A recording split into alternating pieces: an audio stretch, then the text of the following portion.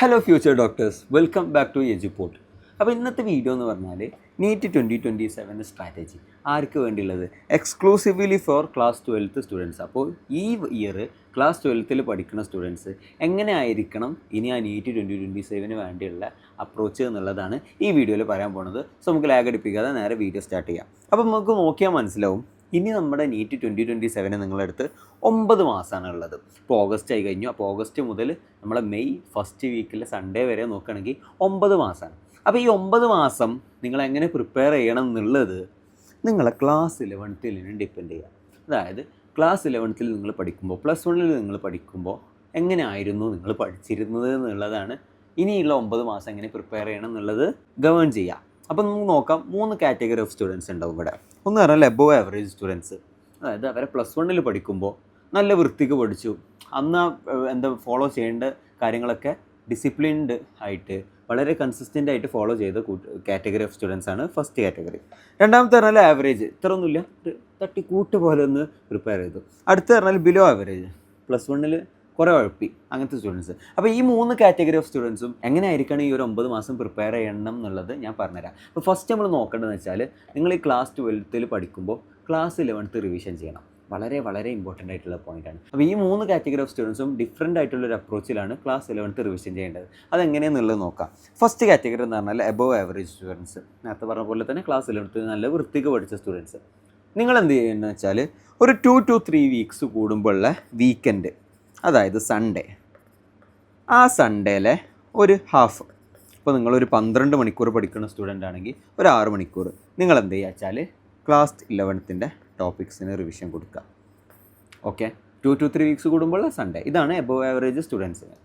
ഇനി average or below average preparation നടത്തിയ students ഇത്രയേ ഉള്ളൂ. ആ ഫ്രീക്വൻസി ഒന്നാണ് കൂട്ടുക. ഇപ്പോൾ ഞാൻ നേരത്തെ പറഞ്ഞത് 2 to 3 വീക്സ് ആണെന്ന് പറഞ്ഞല്ലോ. നിങ്ങൾ എന്ത് ചെയ്യുക വെച്ചാൽ ഒരു 1 to 2 വീക്ക് കൂടുമ്പോഴുള്ള വീക്കെൻഡിൽ നിങ്ങൾ റിവിഷൻ ചെയ്യുക. ഇപ്പോൾ നിങ്ങളൊരു ആവറേജ് പ്രിപ്പാണ് ചെയ്തെങ്കിൽ എന്ത് ചെയ്യുക വെച്ചാൽ ഒരു 2 വീക്ക് കൂടുമ്പോഴുള്ള സൺഡേയിൽ നിങ്ങൾ എന്ത് ചെയ്യുക, നിങ്ങളൊരു 12 മണിക്കൂർ പഠിക്കുന്ന ആളാണെങ്കിൽ നേരത്തെ പറഞ്ഞു ജസ്റ്റ് ഒരു 50% മതി, കുറച്ചും കൂടെ കൂട്ടുക, ഒരു 8 മണിക്കൂറൊക്കെ. 12 മണിക്കൂർ പഠിക്കുന്ന ആളാണെങ്കിൽ 8 മണിക്കൂർ. ഇനി നിങ്ങൾ ബിലോ ആവറേജ് പ്രിപ്പാണ് ചെയ്തതെങ്കിൽ നിങ്ങൾ എന്ത് ചെയ്യുക വെച്ചാൽ ഒരു 1 വീക്ക് കൂടുമ്പോഴുള്ള ആ വീക്കെൻഡ് എല്ലാം ഓരോ വീക്ക് കൂടുമ്പോഴുള്ള സൺഡേ നിങ്ങൾ എന്ത് ചെയ്യുക, +1 ഇങ്ങനെ അടുപ്പിച്ച് റിവിഷൻ ചെയ്ത് തരണം. ഇത് ഞാൻ പറയാനുള്ള കാരണം എന്താ വെച്ചാൽ, +2 കുറേ ചാപ്റ്റേഴ്സും +1 ഒരു കണ്ടിന്യൂഷനാണ്. സോ പിന്നെ +1 നല്ല ബേസിക്സ് ബിൽഡ് ചെയ്യുന്ന ചാപ്റ്റേഴ്സാണ്. സോ നിങ്ങൾ +1 ടോപ്പിക്സ് നല്ല വൃത്തിക്ക് പഠിച്ചില്ലെങ്കിൽ നിങ്ങളെ ബേസിക്സ് ഭയങ്കര വീക്കാവും. പിന്നെ നിങ്ങൾ ക്ലാസ് 12 ടോപ്പിക്സും കൊള്ളും. സോ അവസാനമായിട്ട് കുറച്ചാണ്ട് കഴിയുമ്പോൾ എന്താ വെച്ചാൽ ക്ലാസ് 12 ടോപ്പിക്സും മനസ്സിലായിട്ടുണ്ടാവില്ല. അതേപോലെ തന്നെ ക്ലാസ് 11 നിങ്ങൾ ആകെ പോയിട്ടുണ്ടാവും. അങ്ങനെ പിന്നെ കുറച്ച് കഴിയുമ്പോൾ തന്നെ നിങ്ങൾ ഇതൊക്കെ ഗിവ് അപ്പ് ചെയ്തിട്ട് ഇനി ആ റിപ്പീറ്റ് ചെയ്യുക എന്നുള്ളൊരു മൈൻഡ് സെറ്റിലേക്ക് എത്തും. അപ്പോൾ അതുകൊണ്ടാണ് ഞാൻ പറയുന്നത്, ക്ലാസ് 12 കൂടെ തന്നെ നിങ്ങൾ ക്ലാസ് 11 എന്ത് ചെയ്യുക, റിവിഷൻ ചെയ്ത് വരണം.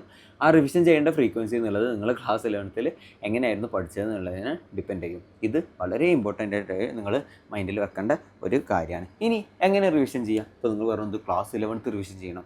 അതെ, ഏത് ഓർഡറിലാണ് റിവിഷൻ ചെയ്യേണ്ടത്? ഫസ്റ്റ് എന്ന് പറഞ്ഞാൽ ആ കറക്റ്റ് ഓർഡർ തന്നെ. ഇപ്പോൾ ഫോർ എക്സാമ്പിൾ ഞാൻ പറഞ്ഞത്, ഒരു 2 വീക്ക് കൂടുമ്പോൾ ഒരു സൺഡേ ഒരു 6 മണിക്കൂറാണ് നിങ്ങൾ പഠിക്കണമെന്ന് വിചാരിച്ചോ. കൂട്ടാൻ 6 മണിക്കൂറാണ് നിങ്ങൾ പഠിക്കണമെങ്കിൽ അതിനെങ്ങനെ ചെയ്യുക? ഒരു 2 to 2 2 മണിക്കൂറിൻ്റെ 3 സ്ലോട്ടാക്കിയിട്ട് ഡിവൈഡ് ചെയ്യുക. ഫസ്റ്റത്തെ സ്ലോട്ട് എന്ത് ചെയ്യുക, ഫിസിക്സിന് കൊടുക്കുക. രണ്ടാമത്തെ സ്ലോട്ട് കെമിസ്ട്രി കൊടുക്കുക. മൂന്നാമത്തെ സ്ലോട്ട് ബയോളജി കൊടുക്കുക. എന്നിട്ട് ഈ 2 മണിക്കൂറിൽ എന്താ വെച്ചാൽ ആ കറക്റ്റ് ഓർഡറിൽ തന്നെ പോവുക. ഫിസിക്സിൽ എന്ത് ചെയ്യുക, ഫസ്റ്റ് ചാപ്റ്റർ മുതൽ തുടങ്ങുക, ആദ്യം യൂണിറ്റ് മെഷർമെൻറ്റ് തീർക്കുക. അപ്പോൾ അന്നത്തെ ആ സൺഡേ നിങ്ങൾക്ക് യൂണിറ്റ് മെഷർമെൻറ്റും 1 ഡൈമെൻഷൻ മോഷനുമാണ് റിവിഷൻ ചെയ്യാൻ പറ്റിയതെന്ന് വിചാരിച്ചോ. അങ്ങനെയാണെങ്കിൽ അത് കഴിഞ്ഞിട്ടുള്ള അടുത്ത സ്ലോട്ടിൽ, ഇപ്പോൾ അടുത്ത വീക്കെൻഡിലാണ് നിങ്ങൾ, അല്ലെങ്കിൽ 2 വീക്ക് കഴിഞ്ഞിട്ടുള്ള സൺഡേ വരുമ്പോൾ എന്താ വെച്ചാൽ ഇതിൽ നിന്ന് ബാക്കിയുള്ള, ഇപ്പോൾ 1Dയും യൂണിറ്റ് മെഷർമെൻറ്റും കഴിഞ്ഞല്ലോ, അത് കഴിഞ്ഞിട്ടുള്ള 2D motion, loss of motion ചെയ്യുക. എന്നിട്ട് അത് കഴിഞ്ഞിട്ടുള്ള 2 വീക്ക് കഴിഞ്ഞിട്ടുള്ള സൺഡേ എന്ന് വെച്ചാൽ അതിങ്ങനെ ഓർഡറിൽ ഇങ്ങനെ പോകാം. മനസ്സിലായോ? അപ്പോൾ ആ ഒരു ഓർഡറിൽ ഇങ്ങനെ ഇതേപോലെ തന്നെ കെമിസ്ട്രിയും പോവുക, ബയോളജിയും പോവുക, കറക്റ്റ് ഇങ്ങനെ ചാപ്റ്റേഴ്സിൻ്റെ ഓർഡറിൽ. ഇനി രണ്ടാമത്തെ ഒരു അപ്രോച്ച് എന്ന് പറഞ്ഞാൽ റിലേറ്റഡ് ചാപ്റ്റേഴ്സ്. ഇതിപ്പോൾ ഫോർ എക്സാമ്പിൾ നിങ്ങൾക്ക് ക്ലാസ് 12 ഇലക്ട്രോസ്റ്റാറ്റിക്സ് എടുക്കുകയാണെങ്കിൽ നിങ്ങൾ എന്ത് ചെയ്യുക, അതിന് റിലേറ്റഡ് ആയിട്ടുള്ള ചാപ്റ്റർ ഏതാ? ഗ്രാവിറ്റേഷനാണ്. കാരണം ഗ്രാവിറ്റേഷൻ്റെ സെയിം ആ ഫോർമുലാസ് ഒക്കെ എന്താണെന്ന് വെച്ചാൽ ജസ്റ്റ് ഒരു കറക്റ്റ് ഒരു കോപ്പി പോലെ നമുക്ക് കാണാം ഇലക്ട്രോസ്റ്റാറ്റിക്സ്. സോ ഇലക്ട്രോസ്റ്റാറ്റിക്സ് എടുക്കുമ്പോൾ ഗ്രാവിറ്റേഷൻ ഒന്ന് പെട്ടെന്ന് റിവിഷൻ ചെയ്യാം. അല്ലെങ്കിൽ ഇപ്പോൾ കെമിസ്ട്രിയിൽ പറയുകയാണെങ്കിൽ ഇപ്പോൾ സൊല്യൂഷൻസ് എടുക്കുകയാണെങ്കിൽ ഇവിടെ എന്ത് ചെയ്യുക, മോൾ കോൺസെപ്റ്റ് ഒന്ന് റിവിഷൻ ചെയ്യുക. അല്ലെങ്കിൽ ഇപ്പോൾ ഓർഗാനിക് കെമിസ്ട്രി ചാപ്റ്റേഴ്സ് അവിടെ പഠിപ്പിക്കുകയാണെങ്കിൽ ഇവിടെ എന്ത് ചെയ്യുക, ജനറൽ ഓർഗാനിക് കെമിസ്ട്രി ഒന്ന് റിവിഷൻ ചെയ്യുക. അങ്ങനെ ഈ ഒരു 2 അപ്രോച്ചിലായിരിക്കണം നിങ്ങൾ +1 റിവിഷൻ ചെയ്യേണ്ടത്. ഒന്ന് പറഞ്ഞാൽ കറക്റ്റ് ഓർഡറിൽ ചെയ്യുക, രണ്ടാമത്തെ പറഞ്ഞാൽ ആ റിലേറ്റഡ് ചാപ്റ്റേഴ്സ് എടുക്കുമ്പോൾ അതിൻ്റെ +1ലുള്ള ബേസ് ബിൽഡ് ചെയ്യുന്ന ചാപ്റ്റേഴ്സും കൂടെ ഒന്ന് റിവിഷൻ ചെയ്യുക. ഇങ്ങനെ ആയിരിക്കണം നിങ്ങൾ ക്ലാസ് 11th റിവിഷൻ ചെയ്യേണ്ടത്. ഇനി ഓക്കെ, ക്ലാസ് 11th റിവിഷൻ ചെയ്യേണ്ട അവിടെ കിട്ടെ. ക്ലാസ് 12th നിങ്ങൾ എങ്ങനെ പഠിക്കുന്നുണ്ട്? ഇത്രയേ ഉള്ളൂ. ഞാൻ എപ്പോഴും പറഞ്ഞ പോലെ തന്നെ ഡെയിലി ടോപ്പിക്സ് അന്നെടുത്തത് അന്ന് പഠിക്കുക.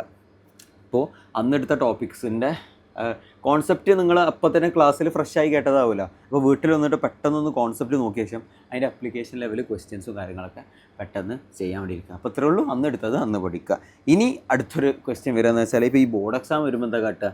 എന്താണ് ബോർഡ് എക്സാമിൽ വെറും ഫൈനൽ എക്സാം മാത്രമല്ല, Onam exam, Christmas exam, model exam, പിന്നെ മെയിൻ ഫൈനൽ എക്സാം. ഞാൻ പറയട്ടെ, നിങ്ങൾ നീറ്റ് നല്ല അടിപൊളി വൃത്തിക്ക് പഠിച്ചൊരു കുട്ടിയാണെങ്കിൽ ബോർഡ് എക്സാം നിങ്ങൾക്ക് പൊട്ടുപോലെ എഴുതിയെടുക്കാൻ പറ്റും. ഇത് ഞാൻ നിങ്ങൾക്ക് വെറുതെ ഫേക്ക് മോട്ടിവേഷൻ തരില്ല കേട്ടോ. എല്ലാ നീറ്റ് ടോപ്പേഴ്സും, ഇപ്പോൾ ഇൻക്ലൂഡിങ് മീ, എല്ലാവരും എന്താ വെച്ചാൽ നീറ്റ് എക്സാം നല്ല വൃത്തിക്ക് പഠിക്കും. ബോർഡ് എക്സാം വരുമ്പോൾ എന്താ വെച്ചാൽ ഒരു 1 to 2 വീക്സ് മുന്നേ, ഒരു 1 to 2 വീക്സ് മുന്നേ ഉള്ള ടൈമേ എക്സ്ക്ലൂസീവ്ലി ബോർഡ് എക്സാമിന് കൊടുക്കുള്ളൂ. അതല്ലാത്ത എല്ലാ ടൈമും മൈൻഡിൽ ആകെ ഒരു കാര്യമുള്ളൂ, NEET exam, NEET exam, NEET exam. ഇപ്പോൾ Onam exam, Christmas exam, model exam ഒക്കെ വരികയാണെങ്കിൽ ജസ്റ്റ് ഒരു 1 വീക്ക് മുന്നേ എന്ത് ചെയ്യുക, ബോർഡ് എക്സാമിന് പഠിക്കുക. എന്നിട്ട് ഇതിൻ്റെ ഫൈനൽ എക്സാം വരുമല്ലോ, ഫൈനൽ എക്സാം നിങ്ങൾ എന്ത് ചെയ്യുക, നിങ്ങളുടെ ക്ലാസ് 12ൻ്റെ അതിന് നിങ്ങളൊരു 2 വീക്സ് മുന്നൊക്കെ ബോർഡ് എക്സാമിന് എക്സ്ക്ലൂസീവ്ലി പഠിക്കുക. അല്ലാത്ത ടൈം ഫുൾ എന്ത് വെച്ചാൽ നിങ്ങളെ മൈൻഡിൽ നീറ്റ് എക്സാം ക്രാക്ക് ചെയ്യലോ ആയിരിക്കണം. ഞാൻ ഒന്നുകൂടെ പറയുകയാണെങ്കിൽ, നിങ്ങൾ നീറ്റ് എക്സാം നല്ല വൃത്തിക്ക് പഠിച്ച സ്റ്റുഡൻസ് ആണെങ്കിൽ ഒരു പേടിയും പഠിക്കേണ്ട, ബോർഡ് എക്സാം നിങ്ങൾക്ക് വളരെ ഈസി ആയിട്ട് നിങ്ങൾക്ക് സ്കോർ ചെയ്യാം. ഇനി അതൊക്കെ കഴിഞ്ഞാൽ നിങ്ങളെ ക്രാഷ് പീരീഡ് എത്തും. അതായത് ഫൈനൽ ബോർഡ് എക്സാം കഴിഞ്ഞിട്ട് ഉള്ള ആ പീരീഡ്, നീറ്റ് എക്സാം വരെയുള്ള ആ സമയത്ത് നിങ്ങൾ exclusively revision plus mock test എന്നുള്ളൊരു സമയമാണ്. ഞാൻ പറയട്ടെ, നിങ്ങൾക്ക് ഈ ഒരു exclusively revision plus mock test വളരെ ഈസി ആയിട്ട് ഈ ഒരു ഫേസിൽ കൂടെ ചെയ്യണമെങ്കിൽ അത് ഡിപ്പെൻഡ് ചെയ്യുക വെച്ചാൽ നിങ്ങൾ ഇപ്പോഴത്തെ ടൈമാണ്. ഇപ്പോൾ നിങ്ങൾ എത്ര വൃത്തിക്ക് പഠിക്കുന്നു, ഇപ്പോൾ നിങ്ങൾ ഉഴപ്പാതെ ക്ലാസ് 12th നല്ല വൃത്തിക്ക് പഠിക്കുന്നു, അതിൻ്റെ കൂടെ തന്നെ ക്ലാസ് 11th ഇങ്ങനെ റിവിഷൻ ചെയ്ത് വരുന്നു. ഇങ്ങനെയൊക്കെയാണെങ്കിൽ ഞാൻ പറയട്ടെ, ക്രാഷ് പീരീഡിൽ നിങ്ങൾക്ക് എക്സ്ക്ലൂസീവ്ലി റിവിഷനും മോക്ക് ടെസ്റ്റ് കൊടുത്തിട്ട് വളരെ ഈസി ആയിട്ട് റിലാക്സ്ഡ് ആയിട്ട് നിങ്ങൾ പ്രിപ്പറേഷൻ ചെയ്യാം. അതല്ല ക്ലാസ് 11th നിങ്ങൾ കുറേ പേര് ഉഴപ്പിയ പോലെ ഇപ്പോഴും ഇങ്ങനെ ഇതേപോലെ ഇങ്ങനെ ഉഴപ്പി പോകാനാണ് പ്ലാനെങ്കിൽ ക്രാഷ് പീരീഡിൽ നിങ്ങൾക്ക് ഭയങ്കര ടെൻസ്ഡ് ആവും. അപ്പോൾ ക്രാഷ് പീരീഡിൻ്റെ ഒരു 1 വീക്ക് ആകുമ്പോൾ തന്നെ നിങ്ങൾ മൈൻഡ് ആകെ ഗിവ് അപ്പ് ചെയ്തിട്ട് ഇനിയിപ്പോൾ എന്തായാലും റിപ്പീറ്റ് ചെയ്യാന്നുള്ളൊരു മൈൻഡ് സെറ്റ് എത്തും. അപ്പോൾ നിങ്ങൾ എത്ര എഫേർട്ട് ഇടുന്നു എന്നുള്ളത് ഡിപ്പെൻഡ് ചെയ്യും നിങ്ങൾ ക്രാഷ് പീരീഡിൽ എത്ര റിലാക്സ്ഡ് ആയിട്ട് പ്രിപ്പറേഷൻ ചെയ്യുന്നുള്ളത്. സോ ഒരിക്കലും ഇപ്പോൾ നിങ്ങൾ ഉഴപ്പാതെ നല്ല വൃത്തിക്ക് തന്നെ പഠിക്കുന്നത് നിങ്ങൾക്ക് ക്രാഷ് പീരീഡിൽ നല്ല വൃത്തിക്ക് പ്രിപ്പയർ ചെയ്തിട്ട് നിങ്ങൾക്ക് നീറ്റ് എക്സാം നിങ്ങളെ ഫസ്റ്റ് അറ്റംപ്റ്റ് തന്നെ കൂളായിട്ട് ക്രാക്ക് ചെയ്യാൻ പറ്റും. സോ ഇത്രയൊക്കെയാണ് എനിക്ക് പറയാനുള്ളത്. ലാസ്റ്റായിട്ട് ഞാൻ പറയട്ടെ, നിങ്ങളെ മൈൻഡിൽ ഒറ്റൊരു എയിം മാത്രമേ പാടുള്ളൂ, നീറ്റ് എക്സാം ക്രാക്ക് ചെയ്യുക, നീറ്റ് എക്സാം ക്രാക്ക് ചെയ്യുക, നീറ്റ് എക്സാം ക്രാക്ക് ചെയ്യുക. അല്ലാതെ എനിക്ക് ബോർഡ് എക്സാമിൽ എത്ര മാർക്ക് വാങ്ങണം, പിന്നെ സ്കൂളിലെ റെക്കോർഡിൽ എനിക്ക് ഇങ്ങനെ എ ഗ്രേഡ് വേണം, കുറേ ടീച്ചറെ വി ഗുഡ് സ്റ്റാർ വേണം, അതൊന്നുമല്ല. നിങ്ങൾ നീറ്റ് ക്രാക്ക് ചെയ്യണം, നീറ്റ് എക്സാം ക്രാക്ക് ചെയ്യണം എന്നുള്ളൊരു എയിം ഉണ്ടെങ്കിൽ നിങ്ങളുടെ മൈൻഡിൽ ഒറ്റൊരു കാര്യം മാത്രം, നീറ്റ്.